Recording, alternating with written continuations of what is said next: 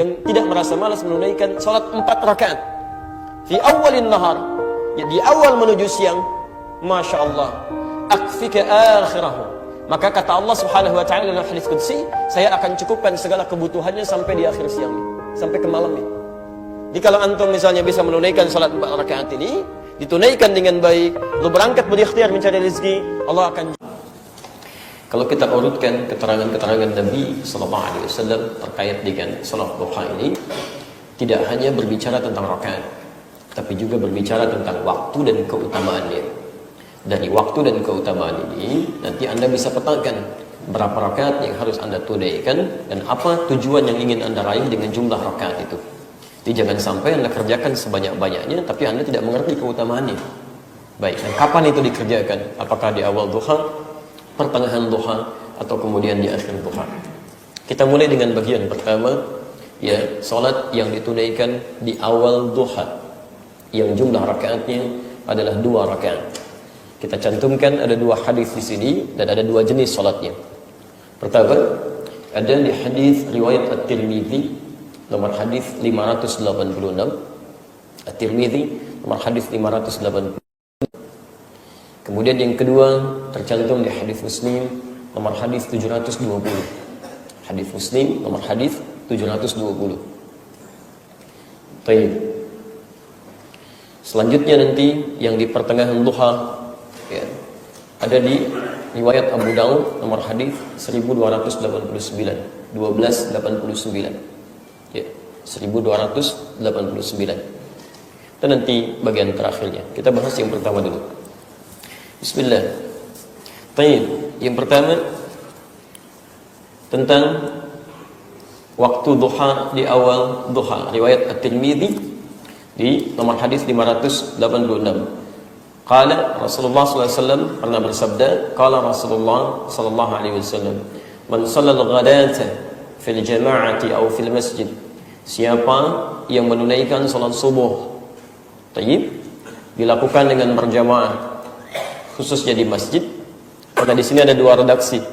Ada yang menyebutkan kalimatnya fil jama'ah, ada yang kedua menyebutkan fil masjid. Tapi umumnya kalau salat itu kalimatnya menggunakan kata jamaah, itu umumnya dalam bahasa hadis ditunaikan di masjid, terkhusus untuk laki-laki.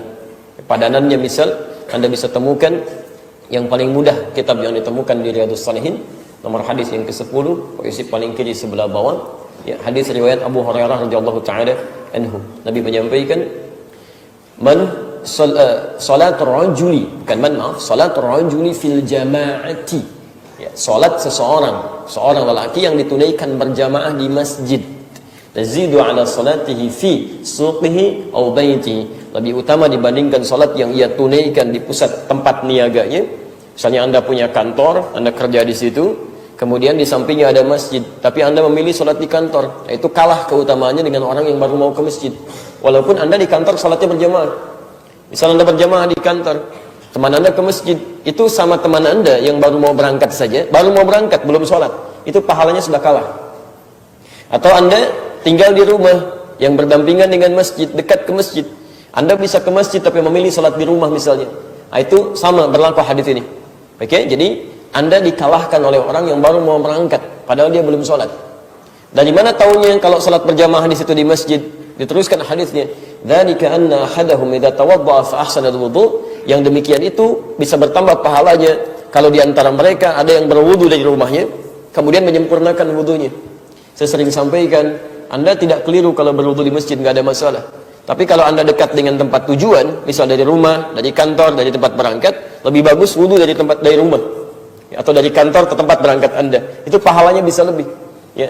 Thumma atal masjidah, kemudian dia datang ke masjid. Nah, kalimat thumma atal masjidah ini menerangkan salat berjamaah tadi dipahami di masjid. Jelas ya? Tayyib. Ya, maka apa yang didapatkan? Khutbah bi kulli khutbatin, maka setiap langkah pertama yang dia langkahkan yurfa'u biha darajat, diangkat derajatnya, dan langkah selanjutnya yumha biha sayyi'at, menggugurkan dosa-dosa yang pernah dia bawa. Makanya di hadis Muslim nomor hadis 233, Nabi pernah menyampaikan, as-salawatu ila as-salawat wal jumu'atu ila al-jum'ah wa ramadan ila ramadan kafaratun lima bainahunna. Ya, salat satu ke salat yang lainnya dan Jumat ke Jumat yang lainnya, Ramadan ke Ramadan, itu bisa menjadi kafarat, penghapus dosa-dosa kecil yang pernah terjadi di antaranya. Ya malam takunil kabair, sepanjang bukan melakukan dosa-dosa besar. Jadi kita ambil dulu syahidnya, ya, yang dimaksud dengan salat di sini adalah salat subuh yang ditunaikan berjamaah di masjid. Man shallal ghadata, siapa yang menunaikan salat subuh, kan? Fil jama'ati atau fil masjid, dengan berjamaah dia tunaikan di masjid, thumma yaq'udu yadhkurullah. Kemudian setelah itu dia tidak langsung pulang. Dia duduk kemudian berzikir pada Allah Subhanahu wa taala. Ya. Bahasanya menggunakan thumma di situ, menggunakan fleksibilitas. Ya. Dan kalimatnya menggunakan fi'il mudhari, bukan fi'il madhi. Kalau bahasanya mengatakan begini, thumma qa'ada yadhkurullah. Kemudian dia duduk di situ. Pas duduknya, itu artinya duduknya enggak pindah-pindah. Jadi begitu sudah salat subuh selesai, antum di situ aja. Yang imamnya di situ aja, makmumnya di situ aja, ini enggak ada yang gerak-gerak tuh. Di situ aja gitu kan? Di situ saja. Tapi kalau menggunakan fi'il mudhari, apalagi di situ bentuknya pakai thumma, itu artinya fleksibel selama masih di area masjid. Ya, karena bisa mudhari itu bisa tidak di situ, bisa ada pergerakan sifatnya. Ya, bisa bergeser kanan, geser kiri atau pindah. Jadi present, continuous atau future kalau masalah waktu. Tapi kalau masalah gerakan, sedang akan bisa di situ, bisa pindah ke tempat lain atau masih di area sekitarannya. Jelas di sini? Baik, awas, ini saya berikan batas di sini, pemahaman ini ya untuk memberikan penjelasan pada sebagian entah dari mana datangnya. Ada pendapat mengatakan kalau Anda ingin mendapatkan pahala salat ini, nanti yang dikenal dengan syuruk di kemudian, ya. Kalau Anda ingin dapatkan pahala ini, maka setelah salat subuh nggak boleh pindah-pindah, di situ aja. Ya. Itu saya tidak tahu dari mana asal penafsiran seperti itu. Ya. Yang pertama bertentangan dengan dalil secara langsung. Yang kedua bertentangan dengan maqasid syariah. Ibadah itu menyudahkan, bukan mempersulit. Imam di sini aja di depan itu kan nggak pindah-pindah. Sementara temannya di sini aja, ya. Ada misalnya yang mau membersihkan, maaf geser dikit dong, nanti aja ya, selepas syuruk. Kan repot gitu kan. Jadi antum nggak bisa begitu dia, nggak bisa. Jadi ada fleksibilitas sepanjang masih di area masjid. Ya, jelas di sini ya.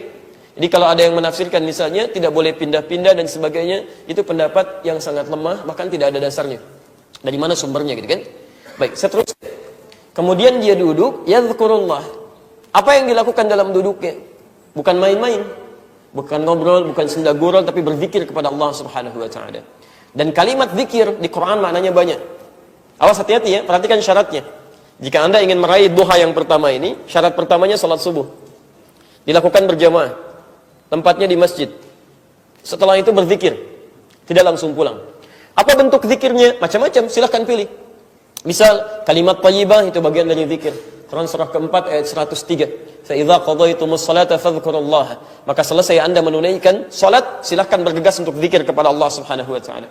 Bisa dengan kalimat istighfar, kan? Astaghfirullah, astaghfirullah, astaghfirullah, Allahumma antas salam, kan? Itu ada di hadis Muslim, hadis 591. Bisa Anda ungkapkan la ilaha illallah lahu la syarika lah, lahul mulku wa lahul hamdu wa huwa ala kulli syai'in qadir di hadis Muslim nomor hadis 593, di Al-Bukhari nomor hadis 844. Bisa Anda katakan subhanallah, subhanallah, subhanallah, subhanallah ya sampai 33 kali, tapi bukan cuma jumlah bilangan, sambil dihayati, sambil dipahami maknanya. Kalau benar-benar Anda mengucapkan itu, istighfar saja mungkin bisa 10 menit itu satu kalimat, astagfirullah, ingat dosa dari mulai balik sampai dengan subuh itu, kan? Baik, subhanallah, alhamdulillah, Allahu akbar 33 kali ditemukan di hadis Muslim nomor hadis 597. Ya, Anda bisa teruskan ke ayat kursinya di An-Nasai bagian ke-9 nomor 44. Dan Anda teruskan lagi misalnya ke surah Al-Ikhlas, ya, kemudian surah Al-Falaq, kemudian surah An-Nas di Abu Daud nomor hadis 1523. Dan Anda bisa teruskan dengan doa misalnya. Ya, termasuk kalimat thayyibah doa. Allahumma inni as'aluka 'ilman nafi'a wa rizqan thayyiban, ya, kemudian wa ilman, kemudian wa amalan mutaqabbala. Ya, Allahumma inni as'aluka 'ilman nafi'a wa rizqan thayyiban wa amalan mutaqabbala. Ya, itu Anda temukan di Ibnu Majah nomor hadis 925. Jadi ada yang sifatnya zikir, kalimat thayyibah. Ada yang sifatnya bacaan Quran, boleh. Ya, Anda menunggu misalnya terus Anda zikir ya dengan membaca Al-Qur'an. Karena Quran sendiri sering saya katakan disebut dengan zikir di Quran.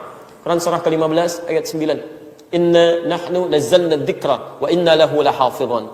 Jadi begitu Anda misalnya selepas salat subuh sudah menunaikan zikir kalimat thayyibah tadi, belum tiba waktu awal duha, Anda bisa lanjut dengan baca Quran. Jelas ya?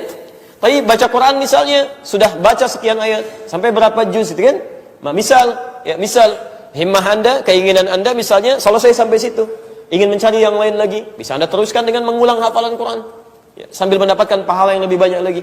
Karena mengulang hafalan Quran, menghafal Quran bagian dari zikir. Saya sering katakan penghafal Quran itu orang yang sedang berzikir pada Allah Subhanahu wa taala. Karena hafalan Quran disebut dengan zikir di Quran. Quran surah ke-54 ayat 17, ayat 22, ayat 32, ayat ke-40. Walaqad yassarnal Qur'ana lidzikri fahal min muddakir. Kami sudah mudahkan Al-Quran untuk digunakan sebagai zikir, untuk diingat. Ya, mengingat Quran di sini disebut dengan zikir. Diboleh antum ba'da subuh setelah misalnya zikir-zikir kalimat thayyibah, mulai membaca dan mulai menghafal Quran. Dan menghafal Quran terbaik itu di waktu subuh. Waktu fajar, ingat betul ini ya. Menghafal Quran terbaik mulai di waktu fajar. Dan itu dipersaksikan oleh para malaikat. Bukan cuma salatnya, termasuk semua bacaannya, apalagi bacaan Qurannya. Itu ada di Quran surah ke-17 Al-Isra 82. Dari 79-nya, 79 sampai 82. 79 posisi paling kiri, sebelah atas ke tengah sedikit. Ya, lihat kalimatnya. Dari 78 kalau mau lebih lengkap, maaf. Dari 78. Ya, lihat kalimatnya. Aqimis salata liduluqis syamsi ila ghasaqil laili wa qur'anal fajri. Di ayat 78. Inna qur'anal fajri kana mashhuda. Ya, tunaikan salat dari mulai tergelincir matahari sampai di malam, khususnya bacaan di waktu subuh, fajar. Begitu salat subuh, bukan cuma salatnya, tapi semua bacaannya. Bahasanya menggunakan Quran al-Fajri. Ya, Inna Quran al-Fajri kana mashhuda. Sungguh semua bacaan yang disampaikan di waktu fajar, itu disaksikan oleh para malaikat. Jadi kalau antum bertasbih disaksikan malaikat. Kalau istighfar disaksikan. Kalau baca Al-Quran disaksikan. Apalagi antum mulai dengan menghafal Quran. Makanya orang yang menghafal Quran di waktu subuh, itu lebih cepat hafal dibandingkan menghafal di waktu siang. Nggak percaya silakan. Besok antum ya, atau mungkin sebelumnya antum mulai menghafal ya 2 ayat, 3 ayat itu Masya Allah, nggak nunggu hitungan jam itu, 5 menit antum sudah hafal ya. Berapa ayat itu kan yang kiranya ingin dicapai, insya Allah ya, kalau anda mau mulai ya. Apalagi kalau sebelumnya tahajud dulu, karena ayatnya terangkai dengan tahajud, ayat 79, ayat 80, ayat 81 terangkai dengan tahajud sampai ayat 82. Kalau anda benar menghafalkan Qurannya, kemudian benar memohonnya kepada Allah Subhanahu wa taala, bisa ditawarkan dengan Quran yang kita hafalkan, imam syifa, obat dari penyakit yang sudah tidak ada obatnya lagi, atau obat hati, atau menjadi rahmat, kemudahan yang kita bisa bawa dalam kehidupan ya. Tapi poinnya, selesai salat subuh, bisa berzikir kalimat thayyibah, bisa membaca Al-Quran, bisa menghafal Al-Quran. Bisa lagi misal, ada amalan yang lain, ada ya. Misal, antum teruskan misalnya dengan ta'lim ya. Ta'lim ada, itu bagian dari zikir kepada Allah Subhanahu wa ta'ala, yang mengingatkan kita dengan Allah Subhanahu wa taala. Ya, dalilnya ada di Quran surah 58 ayat yang ke-11, Quran surah ke-9 ayat 22, posisi paling kiri sebelah bawah. Ya, setiap ada kalimat ta'lim selalu diawali dengan kalimat iman. Lihat kalimatnya, ya, Quran surah 58 ayat ke-11. Ya ayyuhalladzina amanu idza qila lakum tafassahu fil majalis. Hai orang-orang yang telah menyatakan dirinya beriman kepada Allah. Kalau dikatakan pada Anda luaskan majlis ilmu, diawali dengan kalimat iman. Kata para ulama, ingin memberikan kesan bahwa orang yang belajarnya baik itu akan memberikan dampak pada peningkatan imannya kepada Allah Subhanahu wa taala. Makanya di ujung ayatnya ditutup dengan kalimat yarfa'illahu alladhina amanu minkum. Orang yang belajarnya benar, maka Allah akan angkat keimanannya kepada Allah, sehingga ketika dia selesai belajar menjadi semakin dekat dengan Allah Subhanahu wa taala. Bukankah tujuan zikir untuk mendekatkan kita dengan Allah? Di ta'lim itu bagian dari zikir. Bagian dari zikir.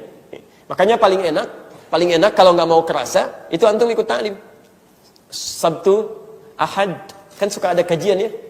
Jadi begitu selesai subuh, antum ikut kajian, itu nggak kerasa itu. Ya, antum ikut zikir dengan mengikuti ta'lim. Pahalanya banyak sekali. Banyak. Ya. Begitu selesai ini, hatta bidayatul duha, sampai di awal duha. Zikirnya sampai ke awal duha. Baik ya? Satu tombak dari matahari bergeser dari tempat terbitnya. Jadi tempat terbitnya, Allah. Misal ini tempat terbitnya disebut dengan masyrik. Kalau tempat tenggelam disebut dengan maghrib, tempat terbit disebut dengan masyrik. Quran surah kedua Al-Baqarah ayat 115, isi paling kiri sebelah bawah. Walillahil masyriq wal maghrib. Milik Allah lah ya, segala yang ada di masyrik, tempat terbit matahari, wal maghrib, dan segala yang berada di tempat terbenam matahari. Ya, jelas di sini? Maksudnya ayat ingin mengatakan jangan menyembah matahari, kan? Jangan menyembah benda-benda karena semua itu punya Allah. Masa yang punyanya tidak disembah, yang diciptakannya disembah-sembah? Jelas ya? Tayyib. Sekarang saya agak pelankan sedikit. Ini pasti posisinya disebut masyrik. Kalau mulai bergeser, satu tombak mulai bergeser, misal ya. Nah, ketika dia mulai bergeser ke arah barat, maka pergeserannya disebut dengan isyraq. Isyraq. Kalau sudah sampai bayangannya setinggi 1 tombak, ya, kalau sudah memancarkan bayangan setinggi 1 tombak, ya, tayyib, perhatikan sini, maka posisinya disebut dengan syuruk namanya. Syuruk. Ini yang disebut dalam hadis ini dengan awal duha, bidayatul duha. Jadi ada yang mengistilahkan awal duha ini dengan salat syuruk. Ada yang menyebutnya dengan salat syuruk, ada yang menyebutnya dengan awal duha. Keduanya benar. Jelas ya? Keduanya benar. Jadi kalau ada yang mengatakan misalnya, wah nggak ada itu salat syuruk, yang ada awal duha. Ya betul, cuman antum menggunakan istilah awal duha. Nggak ada itu awal duha, yang ada salat syuruk. Ya betul ya. Jadi menggunakan syuruk benar, menggunakan awal duha benar. Yang salah, yang salat subuh di saat itu ya. Baik. Nah, jadi pelan-pelan. Kemudian thumma shalla rak'atain, dia salat 2 rakaat. Nah, jadi ketemu sekarang berapa rakaat? 2 rakaat. Jadi awal duha ditemukan kemudian dalam waktu yang disebut syuruk, saat matahari mulai bergeser tempat terbit. Kemudian setelah menunaikan salat subuh berjamaah, berzikir sampai di waktu ini, tunaikan salat berapa rakaat? 2 rakaat. Kalau Anda bisa kerjakan itu sampai selepas salat, Nabi SAW menyampaikan di akhir hadisnya, "Fakana 'alaihi ka'ajri hajjin wa umratin." Maka dia mendapatkan pahala yang banyak semisal haji dan umrah. Ya, semisal haji dan umrah. Bukan haji dan umrah, ingat ya. Bukan haji dan umrah, tapi semisal haji dan umrah. Ini pahalanya cukup banyak. Makanya perjuangannya tidak mudah. Silakan kalau nggak percaya, hari-hari biasa antum datang. Ya, besok hari apa? Hari Jumat ya, silakan misalnya Senin, Selasa, Rabu, Kamis, Jumat di masjid ya kan. Habis sholat subuh duduk begini kan, orang lain dah pulang, nengok begini, syuruk, ya Allah, syuruk gitu kan. Baik ya. Pak apa kabar? Syuruk ya. Masya Allah kan. Tapi terus itu nggak mudah, makanya pada sesuatu yang tidak mudah pahalanya melimpah. Ya. Karena itu cari cara yang cerdas. Bagaimana bisa mendapatkan itu dengan suasana yang nyaman, tidak terasa kita dapat itu. Salah satunya ta'lim tadi itu. Itu paling mudah. Jadi ini yang pertama di awal duha berdasarkan hadis riwayat At-Tirmidzi nomor hadis 586. Waktu ibadahnya disebut dengan salat syuruk atau awal duha, rakaatnya 2 rakaat. Yang kedua masih berlanjut ya hadis Muslim nomor hadis 720.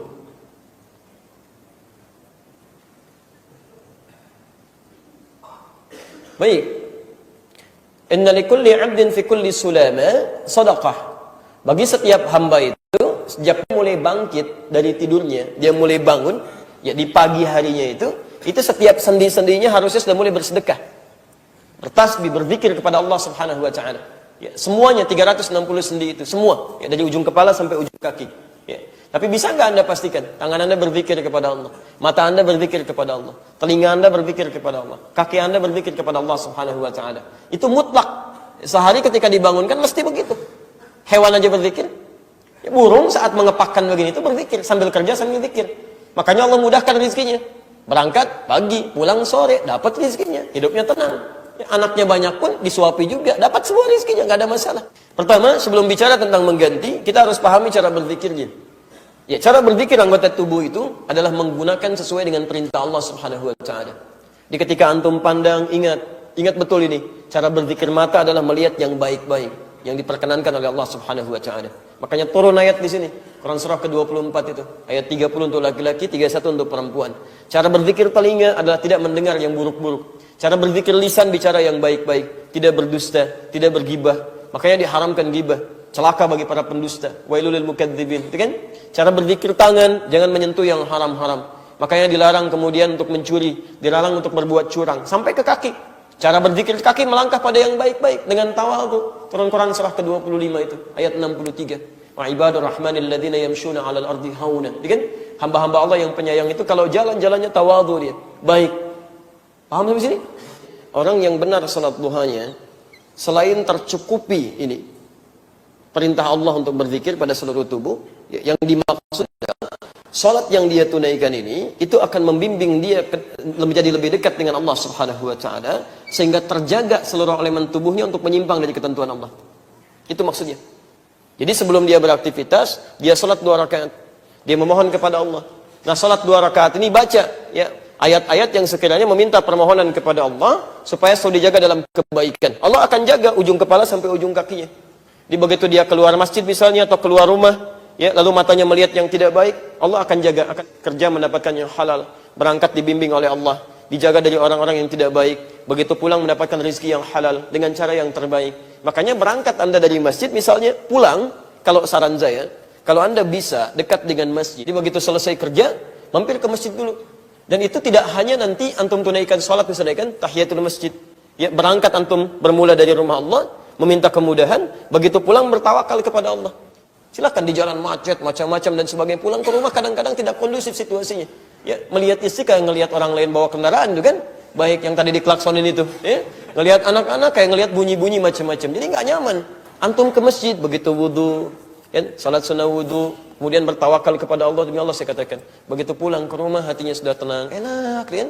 Ngelihat istri, ngelihat anak dan nunggu-nunggu 7 jam, 8 jam, ada keakraban, ada kenyamanan. Itu indah. Itu indah ya. Antum bisa coba insyaallah. Ini hadisnya hadis qudsi. Ya, hadisnya hadis qudsi.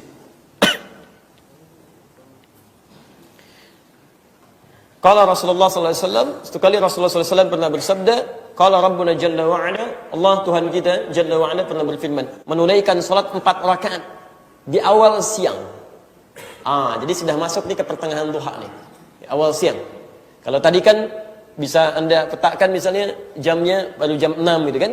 Kalau yang syuruk itu. Tayyib, kalau yang ini tadi yang setengah 7. Ya, kalau yang hadis yang berikutnya ini di Abu Dawud nomor hadis 1289, taruhlah kisaran jam setengah 8 jam 8, kan?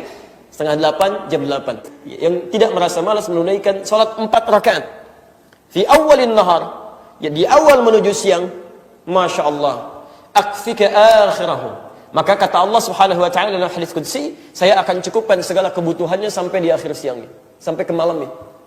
Jadi kalau antum misalnya bisa menunaikan salat 4 rakaat ini, ditunaikan dengan baik, lalu berangkat berikhtiar mencari rezeki, Allah akan jamin. Bisa ditunaikan 2 rakaat, 2 rakaat. Bisa ditunaikan 4 sekaligus. Ya. Pelan-pelan. Perhatikan, saya teruskan, turunkan sampai caranya ya. Sedetail mungkin sampai kita paham. Pelan-pelan, lihat sini. Pertama, yang dimaksud di hadis ini, hadisnya qudsi, ya. Pertama, salat di waktu duha, awal siang, jumlahnya 4 rakaat. Cara menunaikannya, bisa 2 rakaat, 2 rakaat. Bisa 4 rakaat secara langsung. Baik, ini tidak ada khilaf di antara para ulama tentang hal ini, karena memang hadisnya tidak menunjuk langsung, apakah 2 atau 4. Kalimat hadisnya hanya mengatakan 4 rakaat. Sedangkan, dalam penunaian salat sunnah, yang lebih daripada 2 rakaat, Rasulullah SAW senantiasa mempraktekkan dengan 2 cara. Dikiaskan kepada salat malam. Salat malam itu kan salat sunnah, lebih daripada 2 rakaat. Kadang beliau tunaikan dengan 2, ada di hadis Muslim, nomor hadis 749 dari Ibnu Umar radhiyallahu taala anhuma. Falyuti raka'atan wahidah, maka segera tutup dengan 1 rakaat. Ini artinya boleh salat sunnah yang dikerjakan lebih daripada 2 rakaat, antum tunaikan 2 rakaat, 2 rakaat. Paham sampai sini? Tayyib. Sekarang saya tanya, salat duha itu salat fardu atau salat sunnah? Sunnah. Yang di sini bilangannya berapa rakaat? Baik, jadi dari pernyataan ini, beliau pernah salat sama-sama nih. Ini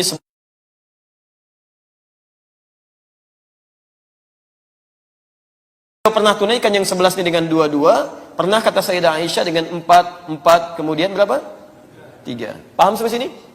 Baik, jadi kalau ini kita kiaskan kepada salat duha ini, baik, yang rakaatnya lebih daripada 2 rakaat, yang jumlahnya misal 4 ke atas, maka Anda bisa tunaikan dengan 4 sekaligus dengan 1 salam. Paham sampai sini? Bagaimana cara menunaikan salatnya? Ya, seperti antum tunaikan salat-salat sunnah yang lainnya, seperti 4 rakaat sebelum zuhur misalnya, ya kan? Baik, tapi caranya ini agak beda sedikit.